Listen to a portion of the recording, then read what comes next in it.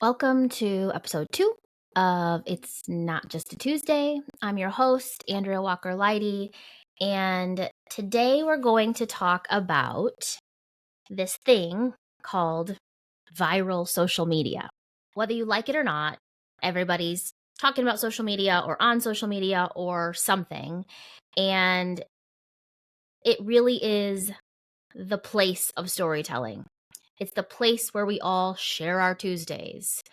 We know that person who shares what they have for breakfast every morning. We know that person who shares their workout every day. We know that puppy that our cousin has that literally is doing something hilarious or amazing every day, right? There's a reason those kitten videos go viral on YouTube.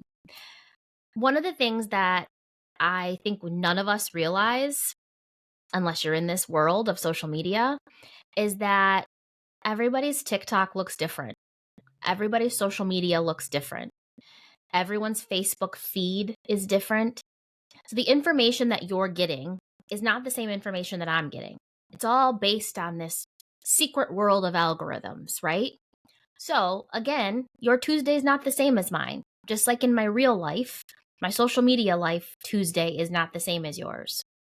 And so one of the things that I really always try to remind myself and my clients is that you can only do what you can do. You can only do the content that you can do. You can only share your story. You can't share a story that's not yours just because it's trending, right? And it's so important for us to think about what's important to us, what's our why, what's our mission, all of the things that we're hopefully taking some time to develop, right? What are those things that we want to share about our lives? And what are the things that are a part of our lives?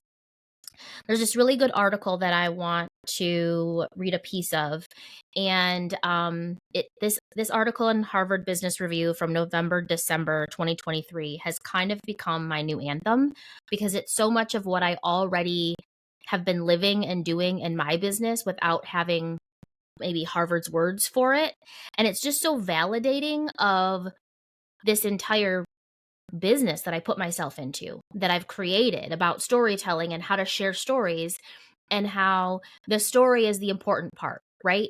The medium is not as important. And so often people ask me, should I be on this platform? Should I be doing this? Are press releases still important? Is marketing important? Do I take a billboard or an ad? And if you're in business, yes, evaluate all of those things. More important is the story. More important is the message. Most important is that it's real and it's honest and it's authentic. It's why I say authentic branding, because we can't think of a better thing to call it than branding. We haven't thought of a better thing to say than personal branding and thought leadership. All of those words were really great, but if somebody has a better idea for what we can call that, I would love that. Because I still don't think it's capturing what it actually is. I still think there's something better there. So I'm going to read a little thing and from this article, and then I want to talk about it. And it's all about change management. So organizations that are going through change, this information is vital for everything. So whether you're a business owner or you have a family that's going to go through change, or you're an individual and you're going to go through transition in your own career, this is all important to how you communicate to each other and how you communicate to yourself. So one of the things they talk about is honoring the past, having a clear message, and then laying out a plan for the future. And I love the way that this article talks about that, because it really just embraces the fact that we have to honor our past. We have to honor the mistakes that we've made, the choices that we've made, and all of those Tuesdays that led us to today, right? It's why I love asking people what they did last Tuesday, because that is the past, but it's part of their story today. And it's part of what gets them to today. And so this article talks about honoring the past and then provide this mandate for change, right? The article says provide a clear and compelling mandate for change. And in regular terms, what that means is your why. Why are we doing this? Why are we looking for a new job? Why are we choosing this restaurant for dinner? Why are we deciding to post something that we think is important to us, right? It seems like big and compelling when you talk about it in business terms, but we're all doing this all the time. We're all finding our why and trying to communicate with someone, even if it's a small why, right? My son, usually his why is why I need to stay up later and not go to bed. If we could teach a marketing course from toddlers to probably teenagers on how they market not going to bed, we could probably make millions of dollars. He could make millions of dollars just on his strategy that he has created for why and how he doesn't go to bed. From I don't need as much sleep to I slept in a little bit this morning to I need this one more thing. There's a little noise in the street. This poster fell off my wall. All of that happened just last night. We really could tap into this why mentality, right? I want to be awake. I don't want to miss life, is my son's why. He doesn't want to miss anything. The kid has the most FOMO I've ever seen in anyone. I'm not that kind of person. I love sleeping. I love to take a nap. I did a TED talk once about taking naps. So I don't really understand that about him, but his why is really important. And all of his messaging when he would like to stay up at night is in line with that why. So 9-year-old version, think about a kid that doesn't want to go to bed at night. That is their why. All of their messaging, all of their branding, all their communication falls in line with that why. So that's a really fun, easy way to think about it. Here's Harvard's way. Now that you've honored the past, the good, the bad, and the ugly, and you've opened stakeholders' minds, so anyone's mind that you're trying to talk to, at least somewhat to your message. Now share your rationale for creating a different future, right? My son's future is supposed to be going to bed. What's the rationale behind a different future? What's my rationale for doing a podcast? What's my rationale for wanting to be in business? What is the rationale behind why someone should stay at their current job or leave and do a different job or transition into a different role in their current company, right? What's the rationale behind that? How do we communicate that? Begin by reflecting on the why of your plan. What problem are you trying to solve? What's the cost of not solving it? Those two questions are really everything, right? Business coaches will say to you all the time, what is the problem that you can solve? If you can't answer that question, then all of your marketing efforts will fail. I discovered this the hard way a couple of years ago in my business when I had been just diving into client work for 10 years and hadn't really needed to market my own business. I didn't treat myself like a client. And the pandemic happened and we all had our lives changed and budgets changed. And I had some large existing clients that I worked with that were transitioning away from me. And I had no funnel or pipeline of new clients, right? And I had to stop everything and say, okay, what do I actually offer as a business?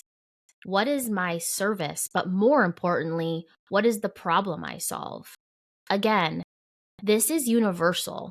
I don't think that I'm saying anything that somebody hasn't already said. Maybe I'm saying it in a different way. I think I am, which is why I'm talking to you right now. I think you could probably say the same thing in your way, which is why I think you should share your story. All of this really lines up. So when I was in that spot, my business coach at the time said to me, and you'll get to meet her on a later episode. My business coach said to me, "What problem do you solve with these services?" And there were a few things that I did with clients that I couldn't explain what problem it solved. And so it took me a while, longer than I would like to admit, to rediscover and figure out the language behind what problem I solve. Now I can say to you, I know that businesses, small businesses and nonprofits have trouble consistently sharing their stories, connecting to the media, and navigating social media. I know this. Consistent content is difficult for businesses, mid to small, and nonprofits. I solved that problem. We've created a really great strategy to help people identify their story, find pathways to consistently share it, discover what media outlets they need to be on and connect them with those media outlets, and manage their social media for them. We identify thought leaders who can rise up and share their stories within an organization. We help thought leaders who want to be thought leaders find and develop that story. And it was a problem that I saw that other people certainly solve. My counterparts in the PR and marketing world are incredible. I do it my way. It's the only thing that's different about me than anyone else. I'm hoping that folks will read this little book that I wrote. And in it, I talk about everybody's a plumber. There's a whole little chapter called Everyone's a Plumber. We are all plumbers. Whatever your industry is, let's just pretend you're a plumber. Whatever your industry, we all have the same plungers. We all have the same tools. We're all fixing the same problem. The only thing different is that we do it in our own way. The only thing different is our story that got us here. The only thing different. Yes, some people may do it better than others, but I don't think it's actually better. I think it's different. I think it aligns with different people, right? It's why in the marketing world, we talk about ideal client. We don't talk about best client. It's not a thing. Your audience is for you. I have people often ask me, well, how many people saw that video? I can pull that data all day long. But if 100,000 people saw the video and no one called you, and you really needed some business from that video, then was the audience right? Everybody wants to go viral these days. I'm more interested in what your viral looks like. If you're trying to create your own personal brand and maybe you're just getting on LinkedIn for the first time ever, what audience are you trying to get? Are you trying to get a speaking job? Are you trying to get a new career? Are you trying to just connect with people? What does that look like? What's the goal, right? If the actual goal isn't being met, then the audience doesn't matter. It's why we say ideal audience, but it's why it's so important to know the problem that you fix for that audience. So this article goes on to talk about those behaviors and what's comfortable that we do now and what we're changing later and how we can balance those things, how we can get someone who's done something one way for a long time to shift and try a new restaurant or try a new service or try my product, hear my story. The best line to me in the entire article is, everything looks like a failure in the middle. Everything looks like a failure in the middle. That's my whole thought process behind It's Not Just a Tuesday, right? Every day is just a mess of stuff. Today's Tuesday was messy, just like every other Tuesday. They're great, but they're not perfect. We spill a cup of coffee. We are running late for a meeting. Something happens. Somebody cuts us off in traffic. Who knows, right? It's all messy. But until we step back, go big picture, think about our why again. Why do we do this? Why do we work? Why? It's then that we remember what our stories are to share. It's then that we remember to connect with people. It's my big dream in life is that the more we share our own stories, the more we'll realize how alike we all are.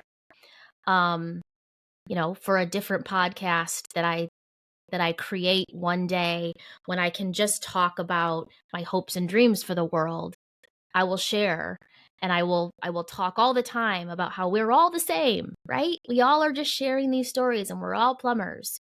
But for today, everything looks like a failure in the middle.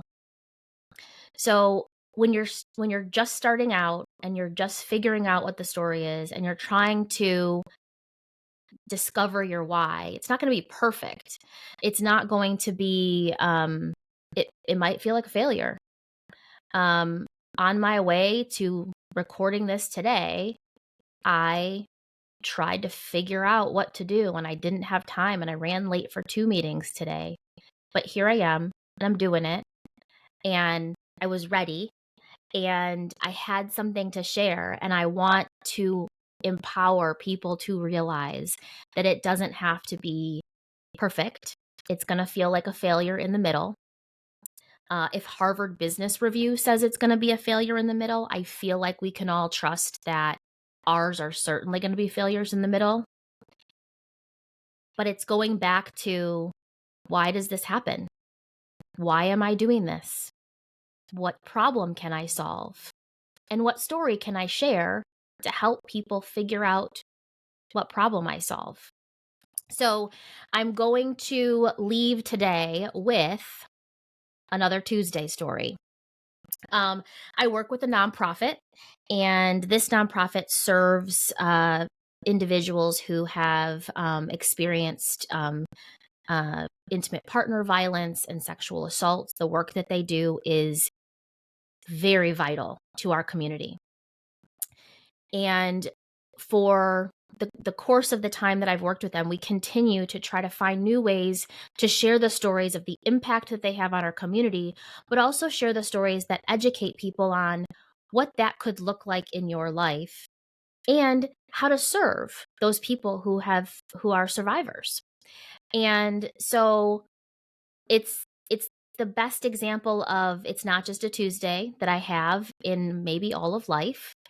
And every couple of weeks I meet with them and I ask them what's going on, what's new, who are we serving, what can we share, right? What can we talk about, and what are our needs? How do people help us help others? And I spoke one day with the residential program, and they had told me, oh, well, yesterday, it was a Tuesday yesterday, this church, this group of women from a local church came in. And for the last 5 years, for the last many years, this group of women, once a month, brings in Taco Tuesday to the survivors of intimate partner violence and their family in the shelter. And I'd been working with this organization for a long time. I didn't know that it was an option for community people to bring in dinner. And I also didn't know how many people were in that program that week. I didn't know how many people had escaped and were saved and were in this facility with their families, transitioning into a new life. So I asked about a Tuesday, and I asked about what was going on, and I discovered not only how many people were served and what their stories were, in a safe and protected way, but I was also able to share the story of these incredible women who once a month on a Tuesday make Taco Tuesday. And it's such a simple thing, and it seemed like nothing to the women who serve and to the shelter who just feeds dinner every night to everyone who lives there. But what I was able to say was, are you a group that's looking for something impactful to do in your community? You could just bring dinner. You don't have to change the world. You could just bring dinner. And I was able to say, if you are someone who needs a safe place to go, there is a shelter here that you can bring your family and even your pets. And so something that was nothing to them, it was just a Tuesday, was this compelling and impactful story that we shared then, we have shared again, we consistently share it, and we've made it a part of the ongoing messaging that we share from a outreach and and development and donors and all of that in their social media. And it never would have occurred to the organization to share it because they're just doing their Tuesday. And so it's just one more amazing Tuesday story that I'm going to share. And hopefully soon you'll be able to hear more stories from the organizations that I work with. But I want you to feel empowered. The things you do on Tuesday make a difference, whether they're small or big. If you dropped your kid off at school on time this morning, bravo. You succeeded at a Tuesday. If you made it on time to a Zoom meeting, if you were able to put a social media post out there that talked about your business, if you were able to have a one-on-one with someone, if you did that coaching session, if you supplied a product to someone, whatever that thing is that you did today, it's not just a Tuesday. It really is all about how you think about it, and all about if you're willing to get a little messy along the way of sharing that story, because it's not going to be perfect. We had to figure out how to share that story, and it's not always easy, because we want to honor the past and we want to do the right thing for the future. But the only way to start any of that is to start communicating the story of why. The only way my son has any hope staying up 10 minutes later is by him consistently sharing why, in his mind, he should. That's it. That is marketing. That's branding. That's business. That's PR. That, according to Harvard, is change management, right? That is all. So I hope that you feel empowered today. I hope that you are thinking right now of something that happened in your week that is cooler than you remembered it to be, or that you just forgot you should share, and that you share it. However you share it. If you're not going to be on social media, share it with a friend. Send it to a networking group. Tell somebody your wins. Tell somebody your challenges. Tell someone a problem that you solved. It's not just a Tuesday. It's actually important. Talk to you soon.